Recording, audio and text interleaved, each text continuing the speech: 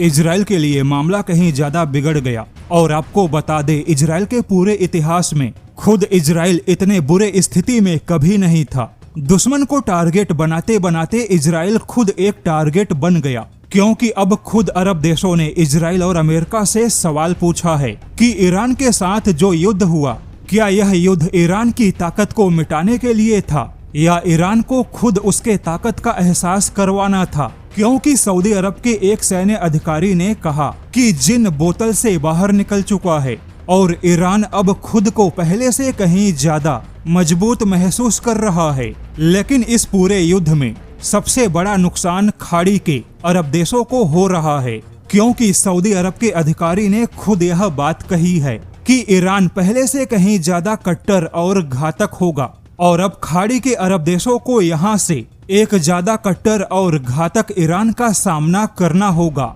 वहीं इजराइल और अमेरिका पे आरोप लग रहे हैं कि उनके युद्ध के तरीकों ने ईरान को डराया नहीं बल्कि ईरान के डर को निकालने का काम किया। लेकिन अब यहाँ पर सबसे बड़ी चेतावनी तो खुद इजराइल को मिल गई कि इस युद्ध में खाड़ी के अरब देशों को जो नुकसान हुआ वह केवल इजराइल की महत्वाकांक्षा की वजह से हुआ। अब यहाँ पे देखा जाए तो अमेरिका ने कहा था कि इस युद्ध का खर्च अरब देश उठाएंगे, लेकिन अरब देशों ने तो अपने नुकसान का जिम्मेदार खुद इजराइल को बना दिया। दावा है कि इजराइल अपने प्लान में चूक गया। इजराइल ने सोचा था कि ईरान के बड़े नेताओं को मारने से यानी टारगेट किलिंग से ईरान में सत्ता परिवर्तन किया जा सकता है, लेकिन इसका नतीजा बिल्कुल उल्टा साबित हुआ, क्योंकि इजराइल के टारगेट किलिंग वाले तरीकों ने सोते हुए भालू को जगाने का काम किया।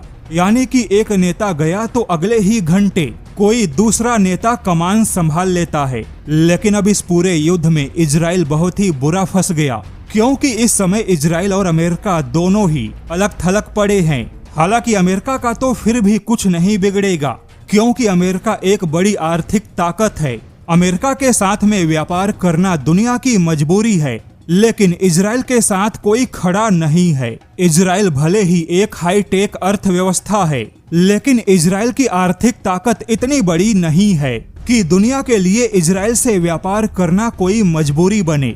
और इस पूरे युद्ध में बेंजामिन नेतन्याहू के मजबूत छवि को बहुत ही बड़ा नुकसान पहुंचा, क्योंकि बेंजामिन नेतन्याहू की रेटिंग बहुत ही तेजी से घट गई। उनके सामने आने वाला चुनाव हारने का खतरा है, और अगर बेंजामिन नेतन्याहू चुनाव हार गए तो फिर उनके लिए जेल जाना निश्चित है। हालांकि यह पूरा युद्ध इजराइल के लिए नो विन सिचुएशन बन गया।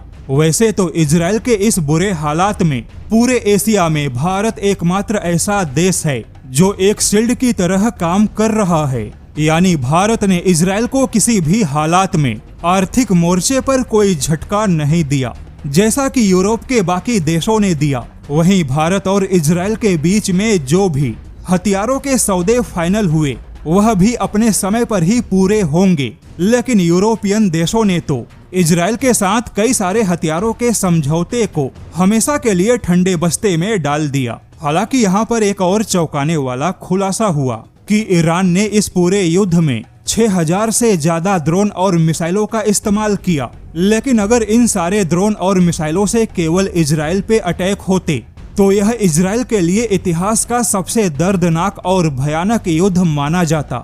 लेकिन ईरान ने इजराइल से कहीं ज्यादा अरब देशों पर अटैक किया, क्योंकि ईरान जानता था केवल इजराइल पर अटैक से दबाव नहीं बनेगा और अरब देशों पर अटैक का ही नतीजा है, जिससे कि ईरान ने न केवल अमेरिका बल्कि पूरी दुनिया पर दबाव बनाने में कामयाब हुआ।